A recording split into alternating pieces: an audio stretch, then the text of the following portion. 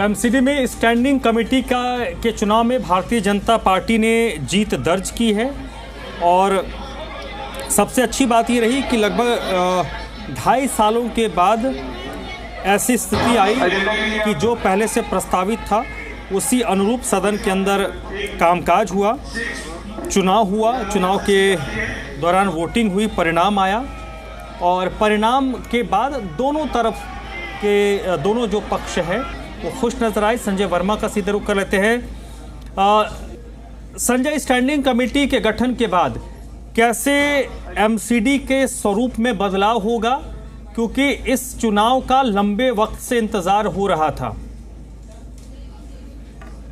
जी बिल्कुल, देखिए सबसे बड़ी बात है कि स्टैंडिंग कमेटी एक ऐसी महत्वपूर्ण कमेटी है जिसमें सारे बड़े बड़े प्रोजेक्टों को वहाँ पर तय किया जाता है। उसके बाद वहाँ पर इसको वापस करने के बाद उसको सदन में प्रस्ताव पेश किया जाता है, तो उसमें इम्प्लीमेंट होता है। क्योंकि कई सालों से, करीब 2.5 साल से स्टैंडिंग कमेटी नहीं बनी हुई थी, जिसकी वजह से कहीं ना कहीं दिल्ली में जो बड़े बड़े महत्वपूर्ण विकास कार्य थे वो रुके हुए थे। क्योंकि बिगड़ स्टैंडिंग कमेटी के आप अप्रूव नहीं कर सकते विकास कार्य, क्योंकि एक सीमा निर्धारित थी। हालांकि दिल्ली की जो मापों की उन्होंने अपनी सीमा 10 करोड़ तक बढ़ाई थी, जो 10 करोड़ के तक के जो बजट है उसको कर सकते हैं, लेकिन उससे ऊपर के जो बजट को स्टैंडिंग कमेटी में यही पास होते थे। चाहे बहुत सारी चीजें दिल्ली नगर निगम को खरीदी होती थी, लेकिन वो बजट बढ़ता था।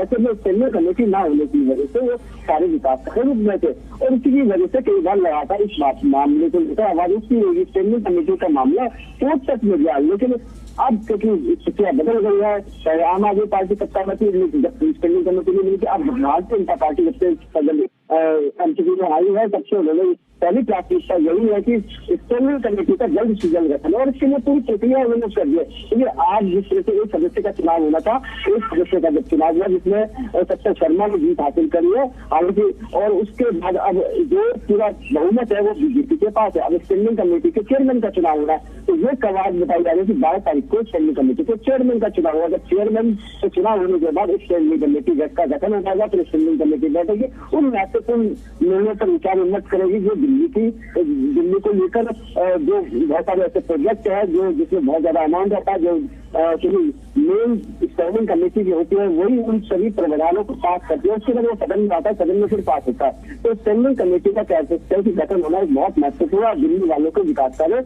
और आगे बढ़ सकती है। हालांकि दोनों तरफ से दावा किया गया कि आम आदमी पार्टी हो या बीजेपी का ये कहना है कि आप स्टैंडिंग कमेटी का गठन होने के बाद विकास कार्यों में दिल्ली में तेजी आएगी और समय पर सारे काम हो सकेंगे। वहीं पर आम आदमी पार्टी का ये कहना है कि हम विकास के लिए दिल्ली वालों से विकास कीजिए, तो हम इसमें सकारात्मक रूप से में है, चाहे मेयर हो या स्टैंडिंग कमेटी के चेयरमैन, तो उन्होंने सकारात्मक संदेश दिया है कि आने वाले समय में जब स्टैंडिंग कमेटी बनती है तो दिल्ली के विकास कार्य होंगे।